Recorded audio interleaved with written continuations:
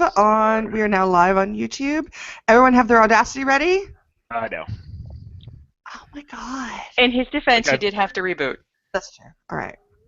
Yeah, but in my not defense, I literally booted up my computer for the first time in a while in order to try. So that was stupid. I'm ready. Let's go. All right. 1, 2, 3, record. Hooray! Testing. Yes, okay. This is my first time recording with this mic, so. Ori and the Blind Forest.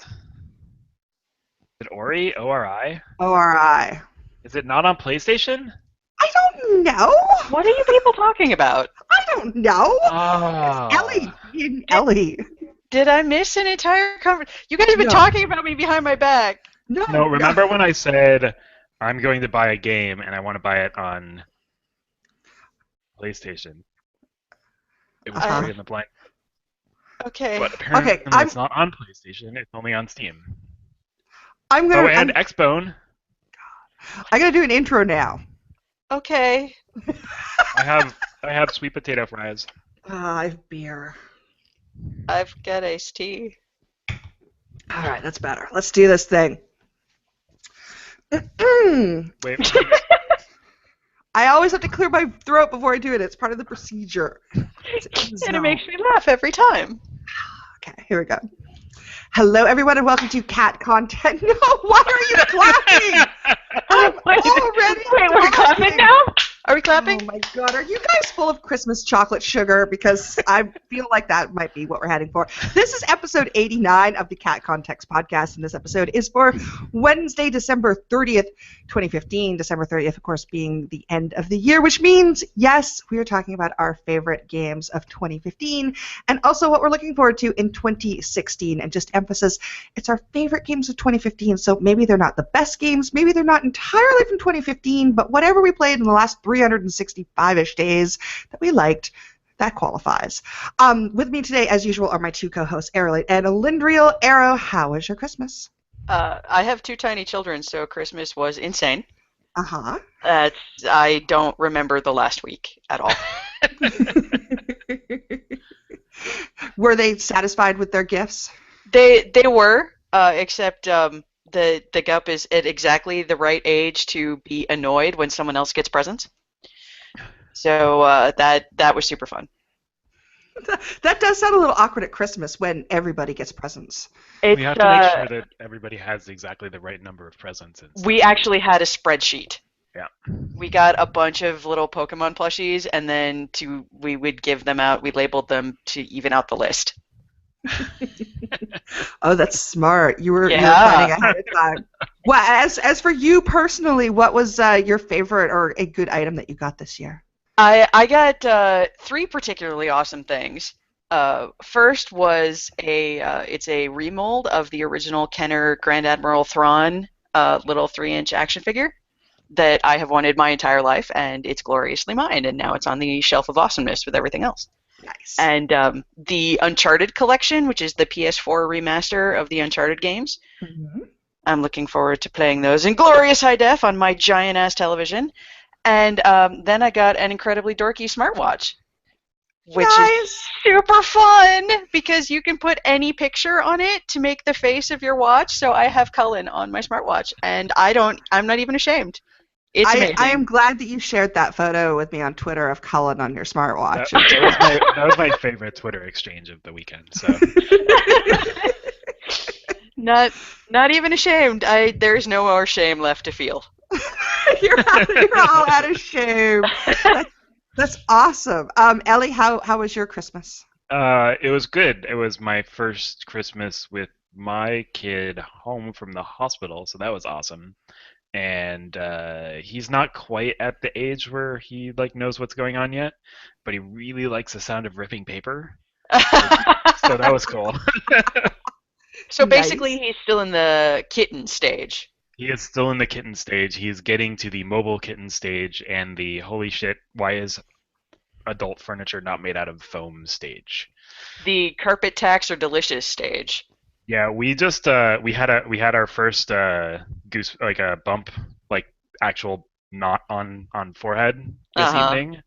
So that was pretty sweet. It was like the one tiny spot of the coffee table that we hadn't put foam pads on, and right to his eyebrow, and he had a big old knot there. So you may hear him in the background. He's a little grumpy still, I think.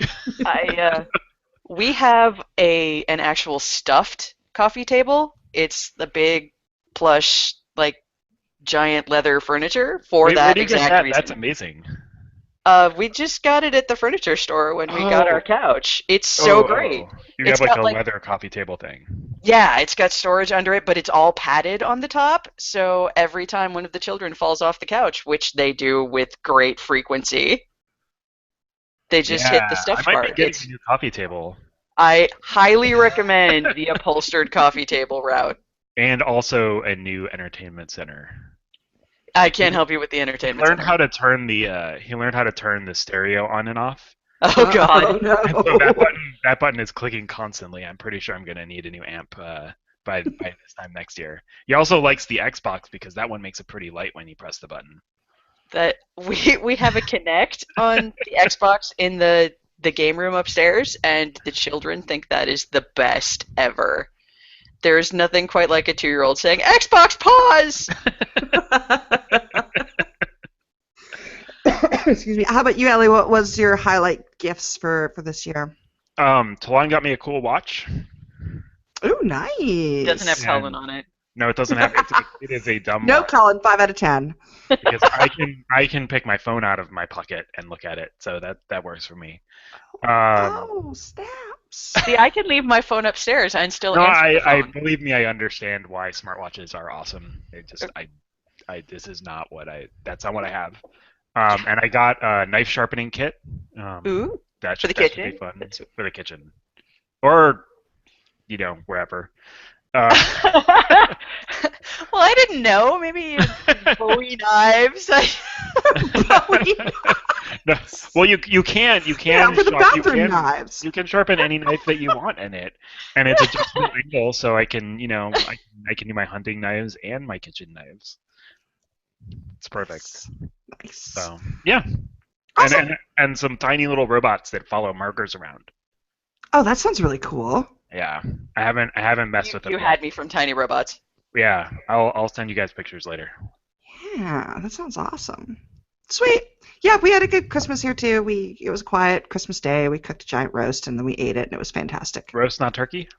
Not turkey, no. Because I thought we did turkey, Thanksgiving, and American Thanksgiving is so close to Christmas. I don't know why you guys scheduled it that way, but and so we decided to go for a roast. That's fair. I'm a double turkey kind of family, but I can understand. I respect that. Yeah. A We coworker had made prime rib. It was pretty glorious. That's what we did. Yeah, prime rib. Yeah. That's pretty With good. roast horseradish. Oh, so good. I did do- Yorkshire I- puddings. It was I my do first like me year. some of that. First year doing Yorkshire puddings, and they came out pretty great. Yeah, nice. So it was good. Highlight presents. I got a copy of The Witcher 3 for Christmas. Sweet. Have You guys- have you played any of the others? Witchers? I have not played any of the other Witchers. Sweet. You and I can figure what the fuck is going on together because I have it sitting in my PlayStation and it's really hard to understand what's happening. Yeah, interesting. We should talk because this is not the last time you're going to hear Witcher 3 during the course of this podcast. So yeah, that was really cool, and also I think I have finally broken Vajra down, and we're going to spend some Christmas money tomorrow on a PS4. Hell yeah. Woo! We went and That's not the last stared time at them PlayStation yesterday. PS4 will also be mentioned on this. Yeah, Yeah. I'm there too.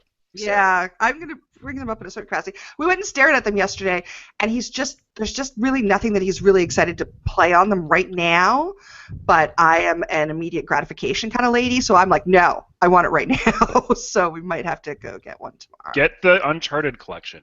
That's what we're going to do, because there's the bundles Or now, the there's Destiny. There's no Destiny, because the Destiny bundles are kind of older, so right now it's the Battlefront, the COD, or Uncharted. So Uncharted's the clear winner from that. Make sure it's the new hardware revision. Yeah, okay. I will do that. It's No. the new 350 bundle special that they're doing. There's always one. Yeah. So that's cool. So hopefully we'll do that, and then I will talk more about PS4 stuff. But topic for today, favorite games of 2015. We each went around and wrote a few games down on a list. And so why don't we start with Arrow? Arrow, I feel like I can guess at least one title on your list. Now, call me crazy. But looking back over the last year, I feel like a game may have stood out for you. But why don't you tell us a little bit about your favorite games of 2015? Okay, so I will actually leave my very favorite game, my top game of 2015, for last. We'll start from the bottom and go up. And my first major game of 2015 was the Old Republic. And I know everyone knows I've had some serious up and downs with the Old Republic in its 4 years. But this year, seriously, the new expansion did so many wonderful things for the game. The way they restructured the leveling, the way they rebuilt companions, and other than the story, which has always been glorious, they did a thing that has always driven me nuts in Warcraft, which is when they presented their expansion with the giant galactic universe-destroying villain, the two factions work together in the plot. That's the point. And that is a thing that always drove me crazy in, like, Warcraft story, where, their friggin' Lich King is one of the worst offenders there, where you've got the Colosseum, and, there's this terrible undead menace that's going to destroy all life as we know it. Hey, I know, let's continue our Horde and Alliance fighting. That seems like a good idea.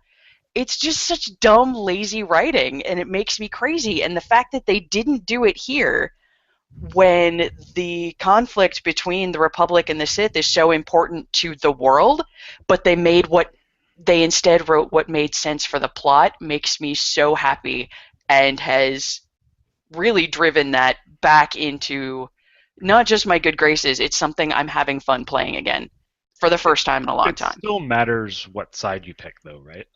Yes, you still get a different story.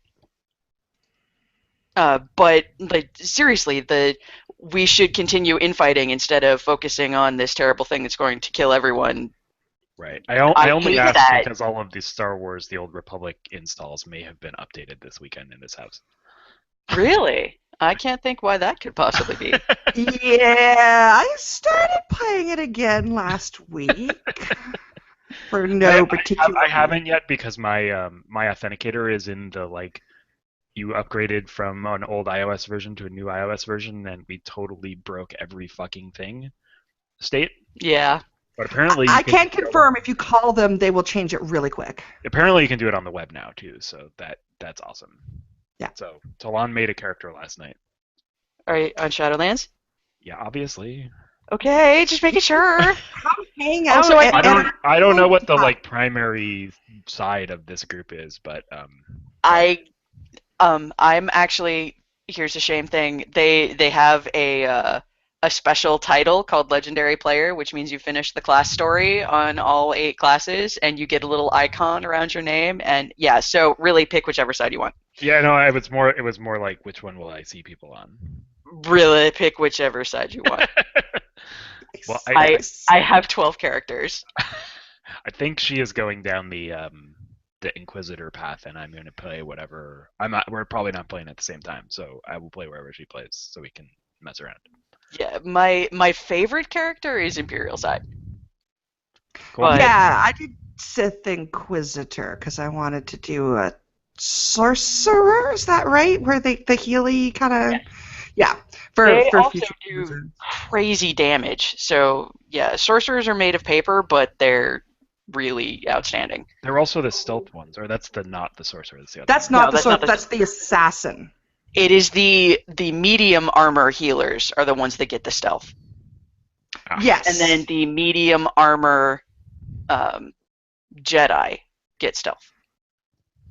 Yes, that's right. Yeah, yeah, and I have to say, I'm dabbling back into SWTOR and treating it as a relatively single-player RP experience. It does shape up to be a pretty good sort of KOTOR 3.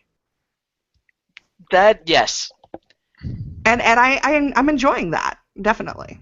the solo Flashpoint thing is, I mean, I know you, Lior, in particular, are sensitive about the turning MMOs into single player thing, but the solo Flashpoints that they've put in are so great for me personally. Because even though I could make time for an LFG group to they've got a lot of story in the Flashpoints in this game. And I could make time for an LFG group, but, you know, I've got 2 little kids and I work from home, so I need to be able to walk away. I haven't been able to LFG or even PvP for a really long time. But now that they've got the solo modes in, I can go in and go AFK and face roll stuff to see all the plot. It's awesome. So do they have solo for all of them? Every Flashpoint. Oh, sweet. I don't know if they have them for every operation. You don't even need to have a tank or healer if you're going in as a group. Everybody can just DPS too. If you go in solo, because you get a bot. If you go in solo mode, I think if you go in a group, you still don't need a tank or a healer. Like they changed it so it's just everybody can just go in their DPS specs for the lower level ones. Oh, really? I don't have anyone low level. I should roll a low level trigger to something. Yeah, Talon was saying that they do a they sort of like make the quests purple that are either the story or the main story for the planet, and it seems like those are the only ones you actually have to do, and you just get enough experience doing that. I know they don't have the like 12x like get everything in 5 minutes thing, but no, which is good. That was some crazy stuff, right? But so this seems like, I mean, she's planning to play it basically as a less intense version of Dragon Age, which she hasn't been able to get into because of she wants to like actually put like 1,000 hours into it. Yeah. And this one you can like walk away from and come back to more easily. So I think that's the idea. So we'll see how it goes. I've always liked the way they've done the codex, that so if you do go away for, 6 weeks or whatever, you can pick your story back up and remember where you were. Oh, They'll cool. give you the little when you log on, it tells you what you're in the middle of doing. That's nice. Yeah. Nice. All right, next game on your list. The next game on my list is Inquisition, which what was interesting to me about that is how it ate my life on my 3rd playthrough. I think what's interesting about that is how it's not your number 1 game. Yeah, it's not. I'm shocked. But just wait. I got a good story for this. Okay. So it's not my number 1 game necessarily. I mean, I will probably still continue playing it forever because I have more content to do. But I think it's really telling with this particular writing team that, like, the first time I played it, it was a good game, and it made me want to play 2 again, which is astonishing. But it didn't. Each playthrough was so different, it didn't completely destroy me until my 3rd time through. And that's something that I'm glad more games don't do, because I would lose my entire life. They would take my children away and I would never see them. And that would be bad. But it's cool to have a game like that not even Origins ate my life that hard. I have a couple of completionist playthroughs of Origins, but it's not something that I want to go back to continuously just to, say, look around and take, fancy panoramic screenshots and that kind of thing. It's like the perfect package for me of visuals and story and music. Nice. But my number 1 game of 2015 is Until Dawn. Because that was, by the way, getting a PS4. It's PS4 exclusive. Buy the game. Buy the game. Buy the game. Buy the game. Oh, that's the like horror game, isn't it? Oh, it's so great because I have now played through it 3 times with 3 different groups of people, and each time we played it like a party game, and it was such an amazing experience, not just as a game, but as, all of us sitting around together calling out all of our choices and replaying the game, and it was different every time. And that was so cool. Yeah, I agree. Until Dawn is really cool and may possibly also appear on my list. But how could you be on your list? You don't have a PS4. Because I played it with friends at someone else's PS4. And playing it with friends is what it's all about. I loved that experience, and I want more games like that, where I can sit with different kinds of friends and curl up on the couch in the dark, drinking hot chocolate, going, "Oh my God, Josh, no!" Yes, totally. Yes, great list. I totally agree. Until Dawn is, I will reserve comments to my list, but yes, good choices. Ellie, what's So I on have- your list? I only had a couple, but I've been thinking about it more while we're sitting here talking, and I actually have more than 3 now. But I'm just gonna do the top 3. And I think my third game is Rocket League, which I only ever played solo. I haven't actually gotten a group of friends to go brave the world of crazy people that I've seen online. Mostly because when I watch people play it online, they're playing a totally different game and their cars are flying everywhere. Like literally flying through the air, and I don't know how you do that, but apparently you can. So I don't. I'll just be bad. But that game is super fun and really hit a sweet spot of like I want to play a game for 5, 10, 15 minutes. And so I played a bunch, and then I stopped, and then I played a bunch, and then I stopped, which is great. And if you want to dive in deep, you can. So that one's on there. And I think the sort of 2 real games that are on my list are The Last of Us, which is from last year or 2 years ago now. 2 years ago. I finally played this year, and Destiny, and I'm putting them sort of side by side because they're completely different, and I can't really say which one I liked more. The Last of Us is more like obviously a more like traditional game, and it was definitely the best traditional story game I played this year, for all the reasons that everybody gushed about it multiple years ago. And Destiny is basically like my Dragon Age. I can't get away from it, and I sometimes want to, but I can't. And it's been a year, and I'm Okay, still the playing shame it. will eventually wear off, and then you won't feel it anymore. As opposed to like a story-driven game like Dragon Age, what is it that makes you go back to Destiny? Friends. Okay. I wouldn't play it anymore if I didn't have the same people playing, or the people playing that I'm playing with. So it's kind of like the actual gameplay is super fun. The shooting mechanics are super fun. Battlefront was a fun game and pretty, but shooting in Battlefront feels real stiff and ugly compared to Destiny. Destiny's also really pretty, just differently. And you know, it's not as good as any of the Borderlands games I've played from a loot perspective, but there's enough variety in the weapons to sort of make you want to play different things. The problem is that I'm sort of without the drive to go find random people on the internet to play the raids with every week. And my gaming group is about 5, and you really need 6. So it doesn't quite work for us. But yeah, it's fun, and I mean, I've even like dived into some of the PvP and stuff, and I actually find that mostly pretty fun. So that's mostly what it is about Destiny. I mean, as soon as we find some other game, we'll probably all move at the same time en masse. Hopefully, there's a game coming out next year that will do that.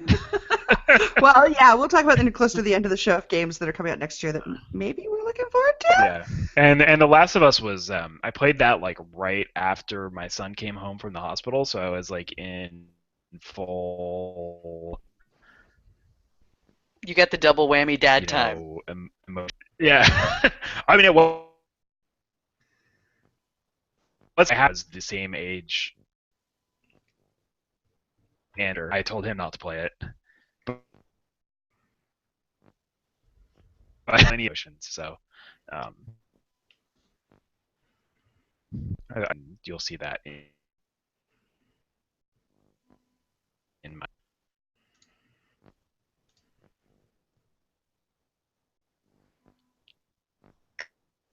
Oh, hi. Sorry, you're lagging. I don't know if you're lagging for anyone else. No, really? Oh.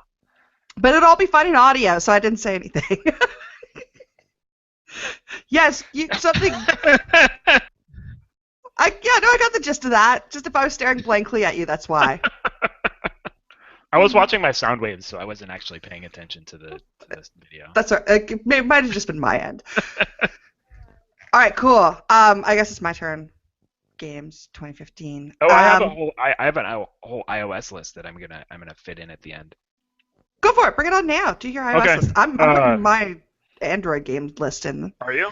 Yeah. Sweet. Okay. So, Pocket Mine 2. I talked about this on.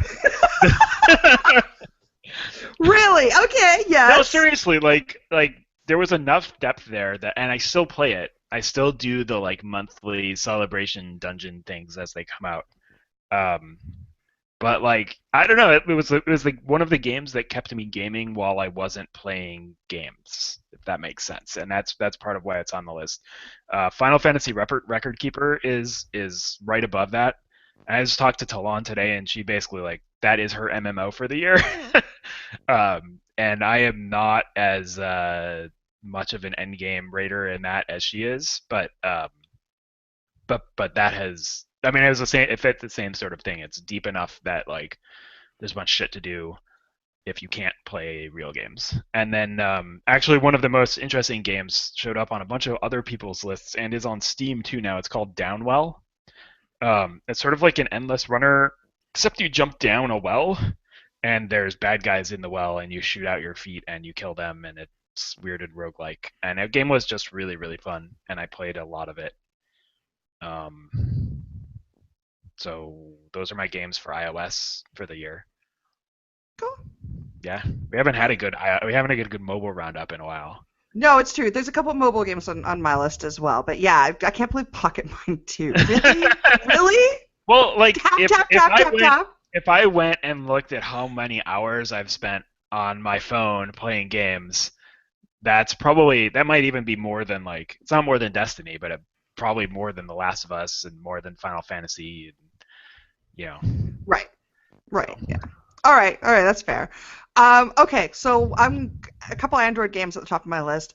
The game that I played more than any other game this year. This is the first year I haven't had an MMO on my list, which is weird. Yeah. But the game I played more than any other game this year probably is Puzzle and Dragons. It just is. I love Puzzle and Dragons. I can play it anywhere. Didn't you start that in like the last 2 months too? No, because I played it in the beginning of the year, and then I kind of took a little break over the summer, and then I went back to it, and now I'm fully into it. Wait, what about Dragon Coins? That was this year. I think that was last year, wasn't it? I think it was last year. No. Time goes by quickly. The years zoom by. Puzzle and Dragons, it's got just enough strategy to keep me hooked, and it's enough grind. It sounds very similar to Final Fantasy Record Keeper when I see you guys talk about that in Slack chat. I think the concepts are very similar. It's just enough random number generator and enough grind and enough strategy. It just hits a real nice sweet spot, and I can lie in bed and play it, which is a compelling package. Yep. So I'm on the train or bus or whatever. Right, exactly. Like anywhere, I got 5 minutes, I can knock out a round of Puzzles and Dragons. Yep. So very, very cool. The other game, and this is legitimately on my best games of the year, and also happens to be a mobile game, is You Must Build a Boat. Oh yeah, that game's awesome. That game is so awesome. That game is legitimately, like, it can go toe-to-toe with any of these games on my list. It is really good. I played a lot of that, and I really enjoyed it. I only built 2 boats. How many boats did you build? I probably like 4. Oh, that's pretty good. Yeah.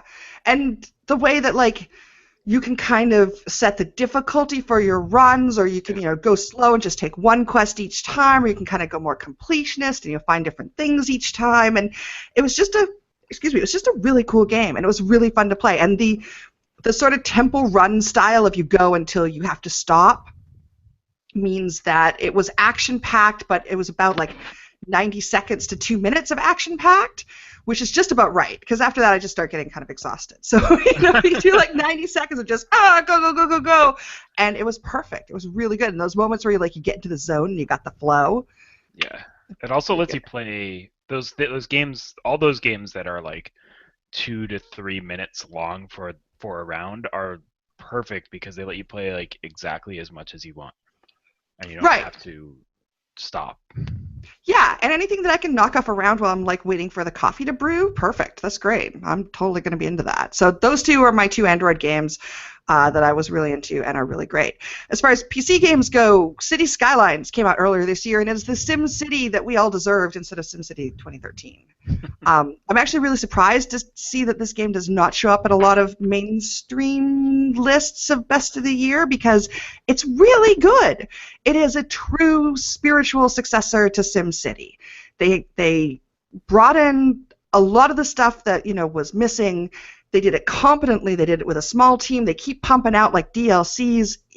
They have the After Dark DLC, but even if you don't buy the DLC, you still get the day-night cycle in your cities, which is pretty cool because cities look really cool with all your lights and everything on, and you can go really really like crazy with the traffic mods and get it really really in depth there. You can kind of go a lot more high level and just do like ploppable buildings, and it's just a really well made, thoughtful game that is the best city builder since I think SimCity 2000 came out after SimCity 4, whichever of those two is the later ones. Is 4 was later. 4 was later. Well, this is the successor to 4 that we all deserved and did not get in 2013. So it's really good. Until Dawn, as Arrow said, I watched it more as part of the audience than as the player, but it was really good. It is the first game that I've played that gives you that sense of being the director and of it being a true cinematic experience where you really are making the game. You decide, like, are you making a horror movie where all your stupid teenagers die? Cool. Are you making a horror movie where none of your stupid teenagers die? Cool. You can and every little bit in between. You hate this character, you like that character, whatever. You decide how you want to play it and what you want to have happen in your movie. You're making a movie, basically. And it's just a really cool group playing experience, and I really hope that people take that idea and do neat things with it in the future. It's a really cool idea. Her story was really good and cool, and I don't think it was one of my, it's not the best game of the year, but I think it's interesting enough and clever enough that I hope I see more games doing stuff like that in the future. Using the FMV, using the idea of putting together a narrative from the pieces, and you're the detective as the player, and everybody is going to have their own way that they found their path through the story, and I think it's really neat. Now, it's only like 2 to 4 hours of play, so it's not a long game by any stretch of the imagination. But it was really unique. It was really interesting. Go ahead. Is it on the same sort of scale as Gone Home or maybe the Stanley Parable? I know Stanley Parable is a little different, but in terms of, it's like an exploratory game. It's technically we call it a game because it uses game mechanics to do its thing, but it's really not that. It's sort of a puzzle game, if anything. I mean, you feed words into the search engine, and you get back video clips, and then you watch them and be like, oh, that's interesting, they mentioned this city. And then you put that city in as a search term and see what different video clips you get back. Mm-hmm. So it is something of a puzzle game. Is it like a super gamey game? No, it's not. It's definitely not. It's one of those, artsy-fartsy indie games, definitely. So I like those, though. Yeah, and the price right now, it's like $3 or something, which is perfect. I mean, you're going to get your $3 out of it. And it's just interesting enough. It's well written, it's well acted. I just think it's a refreshing, different take on what a video game can do. Not that every game needs to do that, but it's cool that some games do. So that was really cool. Last one on my list, Witcher 3. I got Witcher 3 on Christmas Day, and I have played 25 hours of it since Christmas Day. Holy shit. I'm not that far. So, what I'm saying is it's pretty fun. This is my first Witcher game. It took me kind of a while to get into it. The combat is super janky. Like, it's super duper janky. It's not a game I don't think you want to play if you're like into serious business combat. But the story is cool, and the characters are cool, and the world. The whole pitch of The Witcher is that he is, this guy who roams the lands and helps people out with their supernatural creature problem, which, unlike Dragon Age Inquisition, which I can't help but kind of compare them because they're both very similar in concept and style, there's a little bit more reason to why Geralt is going around asking people if he can help people and going to the well and I don't know, killing wraiths or helping people find their haunted pan or whatever, as opposed to occasionally in Dragon Age, I'm like, I'm like the Herald of Andraste. Should I really be helping you with this? Is there no one else who can help you with your problem of collecting 5 herbs? Do I have no one on my team who can take care of this for me? Now, so I do like the way that it makes a little more sense in the Witcher world why I'm wandering through the woods looking for things to kill. It's just part of, my profession. That's what I do. Yeah, it's really fun. I like the world. I like the characters. I like the way Geralt's hair is always flowing majestically in the wind every time you look at him. It's pretty fun.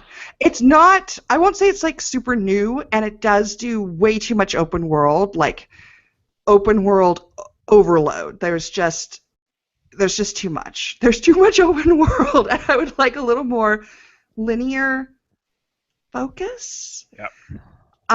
But if you can do that, which I've been pretty good about trying to keep myself just stuck to the straight and narrow, aside from playing a whole bunch of Gwent, which is their internal card game.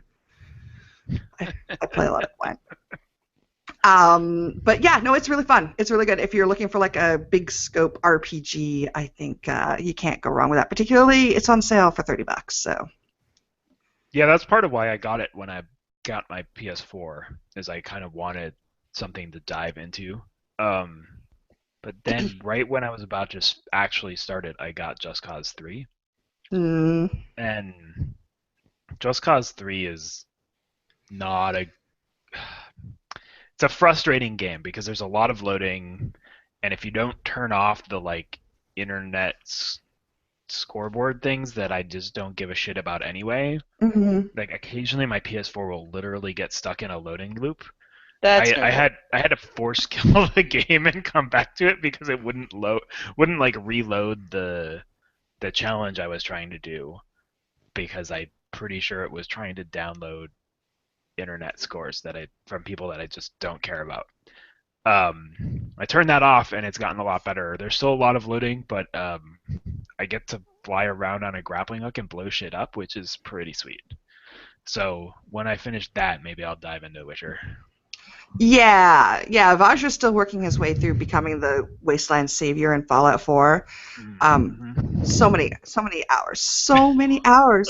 But we have said when we're finished, we'll switch, and he can play Witcher and I'll play Fallout 4. Yeah. So I think does Fallout 4 seem like the kind of open world game that you can get into? Because I think you've been like me and not gotten into them very much. I am not sure it's my style still, but I want to give it a shot because, it's new and it's popular and everybody likes it. But I'm not sure it's going to be my kind of game. I think it might be too open world. Yeah. I don't want to buy it because I don't think I'll like it, but since you have access to a library with it in there, you might as well. Right. Yeah, exactly. I wouldn't buy it, but I will play it for free. Seems legit. Yeah, that's it. Because it does seem cool. One thing I will say about Witcher as well, it's gorgeous. There's a day-night cycle, and the sunset comes, and I'm just riding my horse with my hair flying around along a ridge in the sunset, and I'm just yeah, I am pretty manly. If I was a witch, I'd do me, So when you fill up your hard drive with the exact same picture, but slightly different. Geralt, sitting on his horse, looking manly. Yeah, pretty much. Don't you collect sex pictures in that game? That's Witcher 2, apparently. You do collect sex pictures. Yeah. At 24 hours into the game, I have only seen one pair of boobs so far. Are you sure you're playing it right? Well, that's what I was like. I'm like, I thought witches were supposed to be throwing themselves at me. I'm a hunk. Wait, so hell? witches don't wear tops? This witch didn't wear a top. She was like, come over to my house and we can talk strategy. And then I show up and she's in the bath, and I'm like, what kind of strategy is this, witch lady? Apparently the strategy to get in Geralt's pants. Right? Which does not seem that complicated. Just gonna say. I know, and then he's got like 2 girlfriends, I guess, because he had one, but then he got amnesia and ended up with a second one. Yeah, so I read a little bit about that because I was like gonna start playing, and so I went and was like, what the hell has happened in the first 2 Witchers, and do I need? And there was at least 2 actual girlfriends. Maybe one of them was even an ex-wife. A little unclear. Right. And then there's at least one more woman who seems to be either not throwing herself at him quite as aggressively, or who he's pursuing, but like, under the watchful eye of his actual girlfriends. It's a little unclear. Yeah. At one point, it asked me all the questions that's supposed to be setting up my history from the previous game. So it's in the guise of was a historian coming to talk to me, and he was like, and did you like kill so and so, or did you light his house on fire, or did you let him go? And I'm like, I don't know, what sounds cool? I have no idea. So I just randomly picked those, and we'll see what effect they have on things. Sweet. Yeah, you won't even know. It's perfect. I know, exactly. So yeah, no, it's beautiful. It's well done if you like that kind of crazy open world RPG thing. I can see why it's on a lot of end of the year lists. Okay, what we're looking forward to next year, we are running short on time, but let's go back to Arrow. What are you looking forward to for next year? Next year, oh shit, my text file is gone. Uncharted 4. Uncharted 4. You. Horizon Zero Dawn, Mass Effect Andromeda, Mighty Number 9, and Ratchet and Clank. Wait, does Andromeda come out next year? Yeah, Q4 next year is what they. Okay, yes. Also, probably not. If they say probably not, but right now they're saying Q4 2017 or 2016. Yeah. Right. Yeah. No Man's Sky is going to come out next year too. Yeah, that one's on my list because technically it's coming out for next year too. I refused. I've put it on my list for the last 2 years, and I'm like, no more No Man's Sky. You're not on my looking forward list anymore. We're breaking up. PS4. Now you need to be able to get it. Sorry, Eric. What was the rest of your list? I got distracted when you said Andromeda. I was like, Andromeda? 2 trees? 2 trees. Yes. 2 trees. That was Horizon Zero Dawn, Mighty Number 9, which is the Kickstarter spiritual successor of Mega Man. And Ratchet and Clank, there's an HD re-envisioning of the first game, which is an adorably charming platformer that I have loved forever. So I'm super excited about that. Sweet. Nice choices. There's also a Toe Jam and Earl game supposedly coming out next year. What? Believe that when I see it. Well, it was a Kickstarter, so again, probably 3 or 4 more years. Yeah. That's crazy. I don't know if they could recapture the magic of Toe Jam and Earl. I just don't know. I don't know. Those are good choices. Horizon Zero Dawn looks really interesting. I would like to hear more about that, definitely.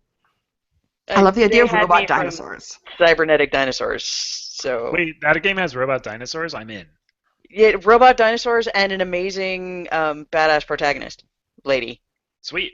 Yeah. Yeah, and then they're all like, let's go out and kill robot Tyrannosauruses for, I don't know, what do they eat, circuit boards? I don't know, but they do it. Let's bring circuit boards back to the camp. Sounds good to me. I know. Ellie, games next year. Uncharted 4. Okay. I don't know what else is coming out next year. That's like literally all I care about. I am both okay. I know we're running out of time, but Ellie will understand. I am both super looking forward to and also super dreading Uncharted 4 because I love Nathan Drake and I don't want him to go away forever. Yeah. Okay. So I know we're not gonna spoil any Star Wars here, but you saw Star Wars Arrow? Yeah. Okay. So I feel about this the way I felt about going into the new Star Wars. So I'm hoping that I come out feeling the same way. Right. Okay. I liked it. Yeah. I'm going to see it tomorrow, so then you guys can spoil. Well, we can do like a special like side spoiler half episode. Spoiler cast. Okay. Yeah. Because I have questions, but. Cora and I have had our own Slack channel for the last week. I was gonna make one, and then I forgot, and now I want in. Invite Salon and I. Okay. Anyway. Yes. Uncharted. Anything beyond Uncharted? Uncharted 4 is very much the game at the top of my list that I want to play, and I want to play it because I want it to be good, and when it's really, really bad, I will still love it because that way I don't have to believe that it was bad. Yeah. I understand exactly what you're saying. I feel the same way about this franchise. Yeah. I mean, everything else, like, Andromeda is interesting to me, but I'm more wary about Andromeda than I am about Uncharted 4. I'm looking forward to playing a bunch of games that I bought or came out this year that I didn't get a chance to, like Ori and the Blind Forest. That game is supposed to be super, super, super good, and I literally just bought it while we were sitting here. So I'm gonna play that on Steam at some point, and it'll be sweet. There were some other ones. Just Cause 3 didn't quite make it into my list, but I think by the time I've blown up all of the cities, it will probably be there. I don't know. Whatever else. All right, good answer. Yeah, I just bought Shadows of Mordor in the Steam that's on sale. my list too. Oh my god. So I will play that in 2016, and we'll see how much I like it, considering it was like on everyone's like Game of the Year for 2014, so 2 years behind. Yeah, it's like $25 for PS4. You bought it for Steam? Yeah, it's like $16 on Steam. Okay, I was gonna say that'd be a good one to show off the PS4. Otherwise, what I'm actually gonna pick up for the PS4 is Metal Gear Solid 5. And the Uncharted collection. I've never played an Uncharted game, so I have no feelings about Nathan Drake. In that case, you are looking forward to the Uncharted collection. Am I? I don't know. I've never played them, so I don't know. So fun. It's super fun. Hopefully adorable it's not like... and charming, and it's like... Don't go into it expecting it to be like a good story. Go into it expecting it to be a fun story, and yeah, that's cool. It's the popcorn, which is one of my favorite. It's my favorite adventure genre. All right. Oh, I mean, it's the Indiana Jones genre, not the Jason Bourne genre. I will enjoy that. So all the things I'm looking forward to, with the exception of Andromeda, which I've wrote down here in very large pen because I forgot that might be coming out next year. It is like the year of PlayStation 4 for me, because what I'm looking forward to is Deus Ex, the new Deus Ex. That's going to be really cool. Adam Jensen, he's got like laser wings, and he's going to steal your granola bars. That's great. It's going to be awesome. Persona 5, Final Fantasy 15, and Final Fantasy 7 Part 1. Part 1? Those assholes. Episodic. Yeah. Wait, seriously? Are they going to do like one disc per year? That people have been hypothesizing. I'm probably going to die before that game ends. Yeah. No, you are. Yeah. I'm pretty sure Game of Thrones will be finished. Yeah. Part 1, like you guys were talking about with anticipation going into the new Star Wars movie. It's like the Final Fantasy VII remake. Yeah. It's not going to be great. And it's going to tarnish, I just don't think it is. And it's going to tarnish a bunch of old memories. But what am I going to do? Not buy it? Whatever. Yeah, I'm going to buy it. I forgot that was coming out. Otherwise, that would have been on there, too. Yes, Part 1, wherever they decide to cut that off, will be... man. That's right. Yeah, and then technically Final Fantasy 15 is supposed to come out next year as well. So it is a very PlayStation-heavy year for me, I think. I hope Final Fantasy 15... doesn't have a 30-hour-long, boring-ass intro with terrible voice acting. That would be really disappointing. Have you played a Final Fantasy game? Yeah, they're not all as bad as Final Fantasy 13. All right, that's probably true. I tried twice to get through the Yeah. like 40-hour Final Fantasy 13 intro, and I didn't make it. Vajra was like, we can get a PlayStation 4 if I can get Final Fantasy 10. And I'm like, can we get a game that came out like sometime in the last 10 years? Oh, That you is know the what you can? best. Don't diss You 10. also can get Final Fantasy 10 on the PS4. You Right. can, but I just feel like Remastered, and it's beautiful, and it's. I know. You and, can and- also get PlayStation. Is it View? What's the thing where they do the old games? There's like they did like a Netflix for PlayStation Store thing. No. There's a subscription service that you can sign up for where they brought. That's how they're doing backwards compatibility, and they're bringing a bunch of PS2 and PS3 games onto the PS4 through. It's like a streaming service. Huh. Yeah, because they're the ones that bought whatever that company was where you could have your little micro console thing that was basically a streaming box. oh, yeah. They bought it a few years ago, and it's out now, or it's in beta. But I haven't done it. But it Alright. has a lot of old games, so you could certainly play Final Fantasy X. And I'm not saying that Final Fantasy X isn't great or that it's not a thing to play, but it's just funny that, brand new console, and it's like, let's get this game from like 2007. No. Like 2000. Oh my god. Yeah, okay, let's get something from the last 15 years to play on our new console. Yeah. The new version is really, really beautiful. God. Yes, I will get the Uncharted collection. I will play it, and then I too can be excited. Yeah. And Did you worry play The about Last of Uncharted Us? 4. You can play The Last of Us Remastered because that's also on PS4. Also, Journey. Oh, Journey they I would brought- like to do. They brought Journey to PS4? Yeah, it's on the PlayStation Store thing. Oh, cool. Shame you're too late for PT, though. I know. I watched a number of Journey playthroughs of that. will be really weird because I played it after the main thrust of people. So there weren't And- any people there. There were a few, but not very many. And now I imagine it is literally just you playing it. So It won't be. Yeah, that'll be interesting. But anyway, it looks like a console year for me. There's enough good games coming out, Sony exclusives, that okay, I'm in. Who's getting an Oculus? Why Are would they anyone less get an than Oculus? $2,000? It doesn't cost 2,000. Oh my god, that's such a bullshit line. Wow, aggressive. No, yeah, I well, got okay. All Google right. Cardboard for Christmas. A Did Google you? Cardboard I viewer? sent a few of those out for Christmas. I didn't get one for Nice. myself. I should have though. You should have. They're fun. Do you have I a discovered Do you have a they have new Galaxy phone? Viewmasters now too. Yeah. Viewmaster? Yeah, Yeah. they it's software that you put on your smartphone, and then you put the smartphone in the Viewmaster. Neat. Yeah. That's cool. Yeah, that's kind of just what a Google Cardboard is. I want to get It's the just- other one, the one that's made by the Oculus people for the Galaxy phones. Oh, I don't even know about that. I'll have to look that up. It's I saw a 100 commercial when we saw Star Wars, but I don't remember what it was called. $100, and they're supposed to be pretty good. Okay, so how much is an Oculus? Do you have any idea? Or you just like I mocking haven't me? actually said. Why the do you price, even have a but- computer? What do you mean? Why do I Google, have it? how much is an Oculus? No, they You haven't know, I announced. could have just asked Siri on my watch. No, you couldn't, because if you did that, it would fail, because it's Siri. Also, How much is an Oculus Rift? What does Google have to say? It's we just don't know yet. It hasn't $350. been announced. What? The $2,000 thing is like ridiculous. Like they haven't announced the price yet. I don't think. They haven't announced it, but you're saying the $2,000 is ridiculous because I don't think that's the 2,000. ridiculous. It's totally ridiculous. There was an offhanded comment that somebody like.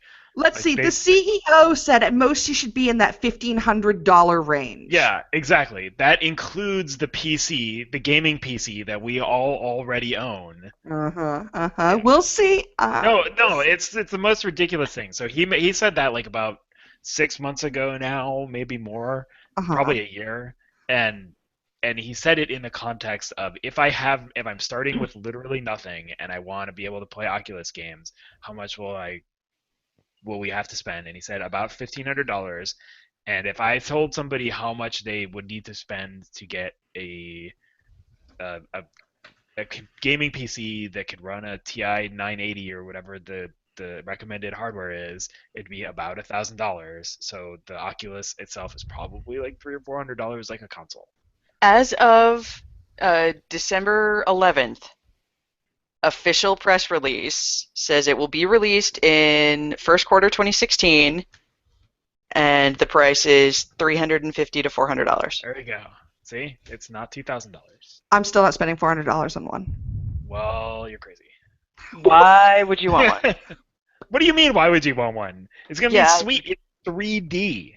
Yeah, no. Think about See, all of the dimensions. that's the thing. I am So many one of the dimensions. lucky 18% who physically cannot focus on 3D. So, like, I never get to go to 3D movies or anything. No, but that's different. So, I don't. I am not. I you have can't. a screen for each eyeball. No, why would you? A whole What? screen. You have a screen for each eye. It's not like polarized or anything. When it comes to future technology that I will drop like $400 on, I would rather get a 3D printer. I mean, I also want a 3D Ding, printer. ding, ding. If you get a 3D printer, you can print Oculus goggles. Now you're thinking. Now you're thinking. Or a really sweet cardboard. Or a really sweet cardboard. All right, Not we're cardboard. wrapping up this More like episode. plastic. By request, when we are back in 2 weeks, we are going to talk about our favorite television and movies from 2015, because apparently we've been watching lots of TV and movies. Sorry, Arrow, it's more research and lists. No, we don't I have gotta to do it watch this some way. TV, son of a bitch. Oh, I actually do have some TV. Oh, well, I mainlined all of Miss Fisher in like a month. Oh, sweet. Yeah, that was on. That happened for us this year. Oh my Mostly I god, missed it. that show was a direct line to my id. Like someone broke into my brain and made me write it, and then I didn't get any royalties. Talon loved that show. Oh, Talon and I need to talk about Jack. Wait, is he the cop? Yes. Okay. I know enough to know what that's about. Detective Cullen Okay. is what that is. Have you oh my God. have you watched Miss Fisher? No. You don't like It's on Netflix. It's you don't- adorable. It sounds charming. It No, is- it's not. She's like she's like, making a charming face. Yeah, no. no, she's No. like the most. She's like, what is Well, it? it's Essie Davis for one, who's amazing. 20s or 30s? It's in the late 20s because it's after World War One. Okay, so like Early she's 30s. She's Australian. She's basically in flapper dress all the time. She's like, The costume porn alone is worth your detective. time, Liore. and she's like really sarcastic, and all of the men are afraid of her, and it's hilarious. All right. Well, cool. You would like it. I'm pretty sure you might. Even your cold, dead, shriveled Grinch heart would like this. Yes! Yes! Thank you. You finally understand It's me. not like it's Downton Abbey. I would never recommend something like. No, it's not. It's not a soap opera pretending to be high art. Oh yeah, it's not. It's not. It is a super fun 30s detective show, and the costume porn is worth it. All right. All right. Well, we could talk about all this next week. Yeah. And the things that I have been watching Man in the High Castle, which is pretty good. I don't know that one. We just started The Expanse. If you want some more crappy sci-fi. My God. See, the pilot Okay. is so boring. Time out. Time And out. the fact that War and Peace has not aged in 15 years was really disturbing to me. Wait, what? Don't ask. Don't ask. No. Which one are we talking about? Who are we talking about? The second in command of the spaceship Of the was the fire guy in Sky High. I don't know. I And he don't. aged It's a day. English, but I don't understand any of it. He was the fire guy in Sky High. What? Wait, is that about? like the main character dude on the ship? Yes, the main character on the ship. Really? Yeah. And it also has Alexander from the Josie and the Pussycats movie. He's the doctor on the ship. All right. That I'm It called. also That's it also has We have to stop now. also the Indian lady is the voice of one of Of everyone. Yeah. Yeah, and in Destiny, she's my faction leader in Destiny. I was like, I know that name, and I was like, holy shit, it's Lost. She's also a High Admiral of the Quarians. Oh, yeah. I bet if I went back, her voice is super distinctive. And then when Yeah. I saw her face, I was like, there's no way that this is right. All right. It was unexpected. To be continued 2 weeks from now, where we talk about movies, and I will have seen Star Wars, and so we can talk None about of those are movies TV. and television. They're all TV. I know, movies and television. Sky High is a movie. God, that's it. This Basically, podcast is over. Marvel. Thank you very much for watching and/or listening. You can find us at lioreblog.com, LIOREblog.com/catcontextpodcast. We're also on Twitter at catcontext, where I post jokes about things. Do you? Do you really? Should I actually follow our podcast, our Twitter feed? We're in year 3 of this podcast. So yeah, I didn't know we had a Twitter feed. Oh my God, we do. We do have a Twitter feed, and I even post there occasionally. I probably am following our Twitter feed. You probably are. Thank you, everybody. Go see Arrow's boyfriend on her wrist. Go see Arrow's boyfriend on her wrist. Have a wonderful, safe New Year's, and a happy 2016. We'll be back in 2 weeks. Bye. Bye, Cat. Cat went by. Cat went by. Bye. Bye.